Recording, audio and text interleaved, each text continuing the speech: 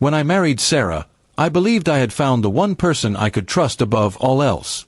We had been together for 8 years, built a home, and dreamed about starting a family. Our life seemed perfect from the outside, but I started noticing small cracks, whispered phone calls, sudden girls' nights out, and a constant need to keep her phone face down. I wanted to believe it was nothing, but my gut told me otherwise. One Friday night, Sarah said she was attending a friend's engagement party. She dressed up more than usual, wearing a stunning red dress I'd never seen before.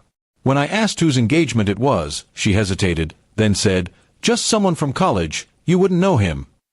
I let it go, but something didn't sit right.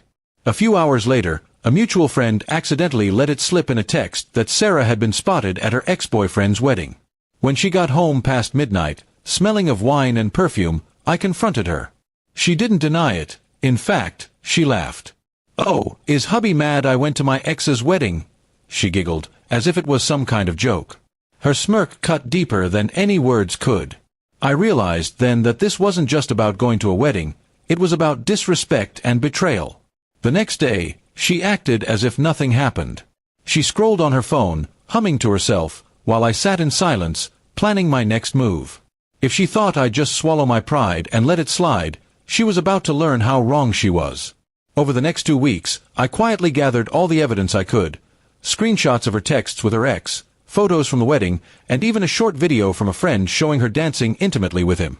She didn't know I had friends watching out for me. I contacted a lawyer and began moving assets into my personal account. We had joint savings, investments, and a shared property, but I wasn't going to let her walk away with half after humiliating me. I also discovered she had been using my credit card for expensive gifts for herself, so I froze the account without warning. While she was busy laughing at me, I was quietly securing my future without her. I also spoke to her parents, not in anger, but with cold facts.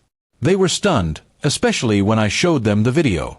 Her father, a man of strict morals, shook his head in disappointment. Finally, I told Sarah I was going on a short business trip. Instead, I packed up all my essentials, closed my part of the joint accounts, and had the locks changed on the house. My lawyer filed for divorce the same day I left. She didn't realize what had happened until she came home and couldn't get in. I left a simple note taped to the door, "Enjoy the memories. I'm done." No arguments, no begging, just silence. The text started flooding in within hours, first confusion, then anger, then desperation. She accused me of being childish, but I didn't respond. I blocked her number and email, cut her off on social media, and even changed my work contact details. A few days later, mutual friends told me she was telling everyone I had overreacted to her attending an ex's wedding. But when they asked her about the dancing, the gifts, and the secret messages, she had no answer. The truth had already spread, and she couldn't twist it anymore. I relocated to another city, found a small apartment, and started fresh. I didn't take much, just enough to rebuild my life on my own terms. It was strange at first, waking up alone, but it was also liberating. No more games, no more disrespect. Sarah tried to reach me through a mutual friend one last time, saying she missed me and that we could work it out. But by then, I had moved on, not with someone else, but with a version of myself that valued peace over chaos. In the end, her laughter that night became the last time she underestimated me. She thought I'd sulk, maybe shout, but I chose silence, action, and disappearance.